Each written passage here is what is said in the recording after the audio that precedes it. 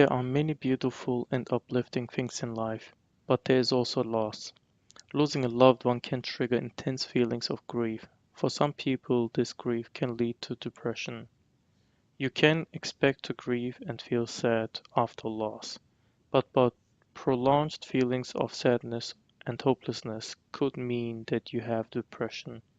Whether you're experiencing grief or depression or both, there are many approaches that can help you heal with time.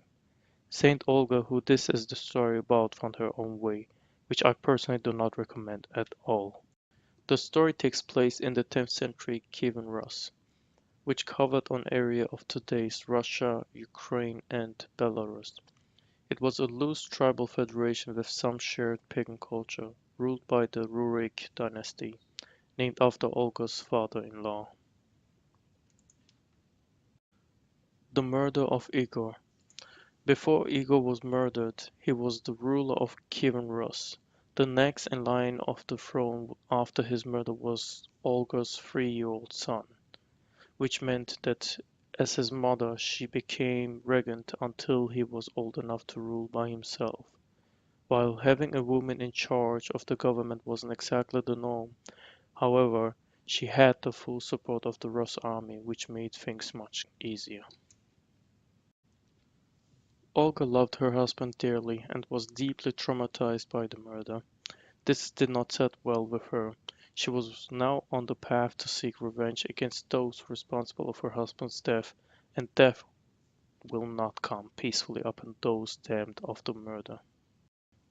To add insult to injury, as if it was not bad enough to kill Igor, Olga's husband, the Drevlians decided to send ambassadors to negotiate a marriage between Olga and Prince Small, as they were not too keen to see a woman as a ruler.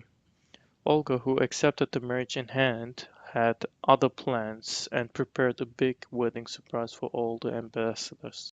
Before the ambassadors arrived, Olga gave command that a large, deep ditch should be dug in the castle. The day after, Olga, as she sat in the hall, sent for the strangers, and her messengers approached them and said, "Olga summons you, to great honor." But they replied, "We will not ride on horsebacks, nor in wagons, nor go on foot. Carry us in our boats." So they carried the Dervines in their boats as they wished, like the little lords they were. The latter sat on the cross benches in great robes, puffed up with pride. They were brought into the court before Olga, and when the men had brought the Drevlians in, they dropped them into the trench along with the boat. Then Olga bent over and inquired whether they found the honor to their taste. They answered that it was worse than the death of Igor, Olga's husband. Olga, hearing this, then commanded that they all should be buried alive. You would think after such an act she would be done, but no, she wasn't. Shockingly, the buried alive Drevlian's ambassadors never sent word back to Prince Maul. But Olga did. She would marry him, but she wanted an escort. Prince Maul would need to send some of his most important people to travel with her to Iskorostan. It would serve as an act of a goodwill that would acknowledge the importance of a union with the Kievan Rus. Maul was thirsty to be king, so he obliged and sent a group of Drevlian chieftains to Olga. Now I have to input my own thoughts here first. This is very typical of leaders with thirst for power. Even today, nothing has changed. By seeking more power, they are unable to see a path that could have saved them from certain death. Anyways, let's continue. She rolled out the red carpet and took her guests in, offering them some bathhouse time to clean up after their journey. If you can't guess what happens next, here's a hint. The bathhouse doors locked from the outside. With a company of the Trivian's best men now dead, Olga set her sights on the rest of the warriors in Trivia. So this time she went to Trivia's capital, Iskorostan. with the official reason of holding a funeral for her late husband.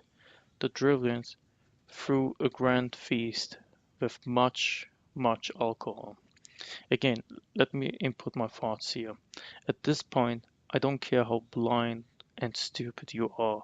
You are not, if you are not able to see this, I mean, seriously, this is insane.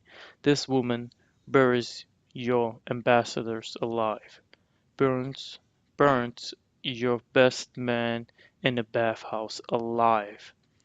And if that was not enough, she comes to you with an official request of holding a funeral for her late husband. Yes, her late husband that you guys murdered. Do you really think this is going well for you? Well, you guessed it right.